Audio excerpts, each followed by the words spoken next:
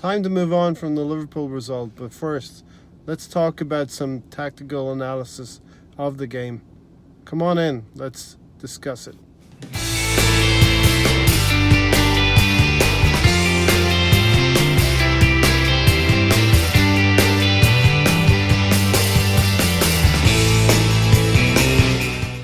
Hi everybody, thanks for coming in and watching another episode of Arsenal Fan Circle. Well, a little bit of a debate this weekend about whether Unai Emery set the team up correctly, tactically and with the right players to get the best result at Liverpool. And first of all, let's say Liverpool are the finished article and they're European champions for a reason.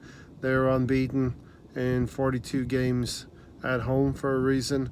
So the likelihood of us getting any kind of result, I'm going to put it at about 10%. So if we played them 10 times, we might have gotten a decent result once, probably.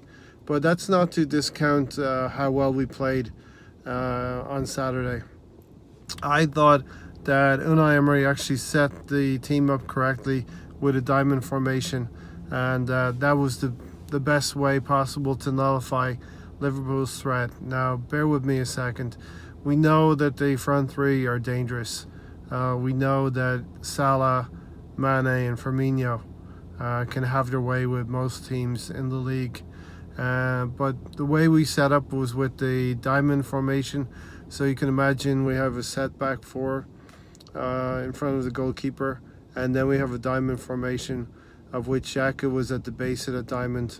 Willock and Torreira, Willock and Guendouzi either side of it, and Ceballos also was playing out of position a little bit as well.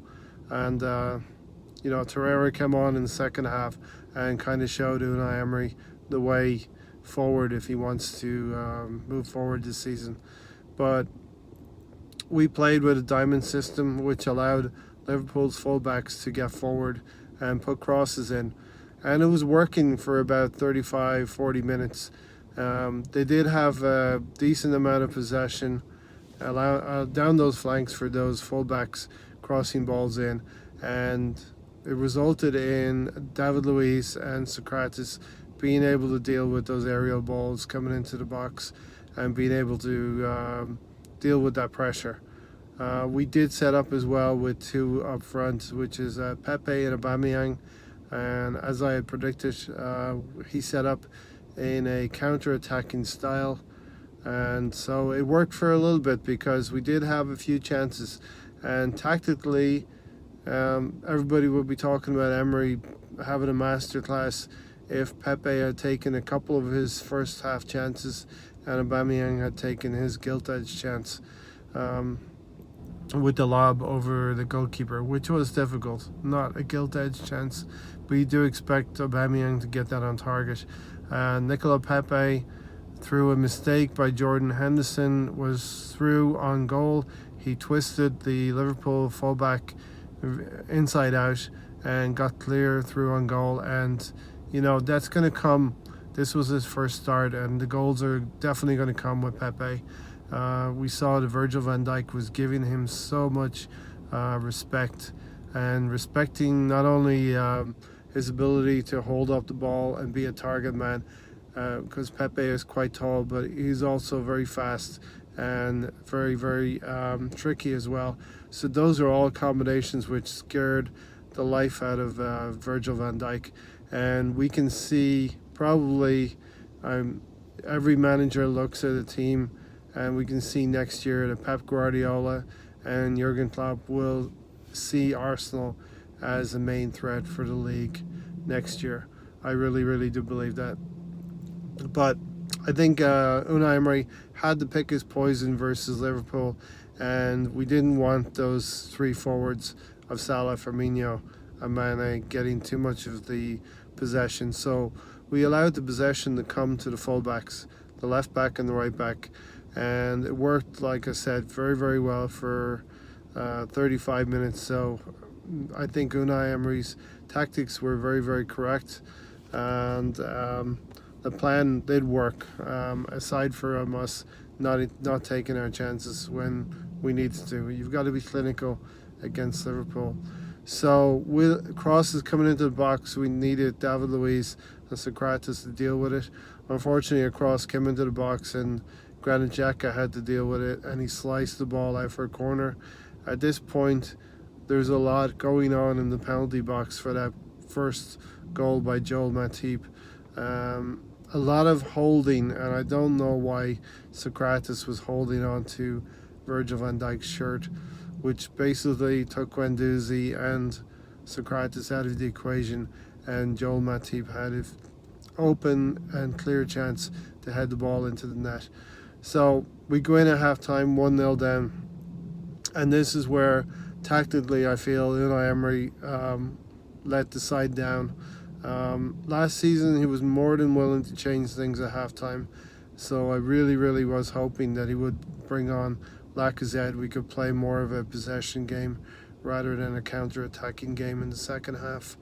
That was not the case, and pretty soon after something maddening happened. David Luiz pulling his shirt on Salah. Clear penalty, nobody can argue with that. Although David Luiz did try to argue with that. I didn't like the way he was sarcastically laughing. In these days of VAR, every defender is going to have to now adjust to the new rules, and these things are going to get caught on VAR if the referee doesn't see them. So a penalty, and Salah dispatched it really well into the top corner. Now we're 2-0 down, and Emery had about 9 or 10 minutes to do something about it. Bring on Lacazette, bring on Torreira, who were sitting on the bench. Something which I had a problem with in the starting lineup was Granit Xhaka. I wanted Torreira in there, and obviously I could understand Lacazette being on the bench because I had advocated for Lacazette and Aubameyang to start, and Pepe coming on from the bench. So that just means things were switched around a little bit. But definitely at that point, Unai Emery, you got to bring on Lacazette and Torreira in that 50th minute. Yes, and then Salah scores the third goal with Monreal ahead of David Luiz in that position. He tries to jump in on Salah. Salah evades him, and Monreal is already ahead of the ball, and we are completely exposed on the left-hand side. And then we have a trademark finish from Mo Salah, something we've seen him do to many teams, and something that we did not want to see. So we're 3-0 down, and Liverpool basically are shutting up shop. But we did show some fight, some encouragement for the coming games and rest of the season. Aubameyang passing the ball through a Liverpool player to Torreira, and Torreira finishing with a nice finish. So 3-1 is the finishing score to Liverpool. They are a decent team, no doubt about that. They're a very good team. But let's take the positives from what we did on Saturday. We played very well for about 30-35 minutes. We needed that first goal. Our strikers were not clinical enough in those first half chances. We did have 1 or 2 chances as well when we were 2-0 down to get back into the game. But Liverpool are the finished article. We are where we want to be, where Liverpool are in a couple of seasons. They have Virgil van Dijk in place, and we have David Luiz in place, and that is just the difference between the teams right now. Other news, we see that possibly Shkodran Mustafi is getting closer to a reported loan to Roma, so we'll see what happens. We have probably 5 or 6 days till the 2nd of September, and that's when the European transfer window closed. So we'll see probably a couple of outgoings. Mustafi will be one of them, and I think El Neni may be the other one. But I just wanted to draw a line under the tactical thinking Unai Emery had, and just because it didn't come off doesn't mean that it wasn't a bad plan.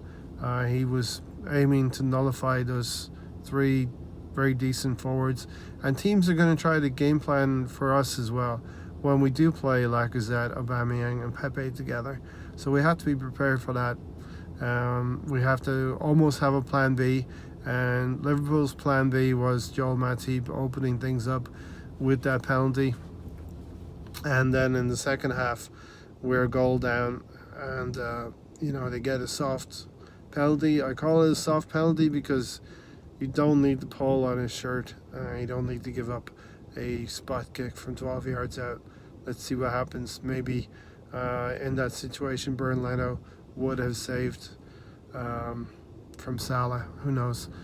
But listen, if you have enjoyed this video, if you're new to this channel and you have not yet subscribed, sign up for the first team, hit that subscriber button, hit the bell notification, and thanks for watching the podcast as well. Have a look at that from yesterday.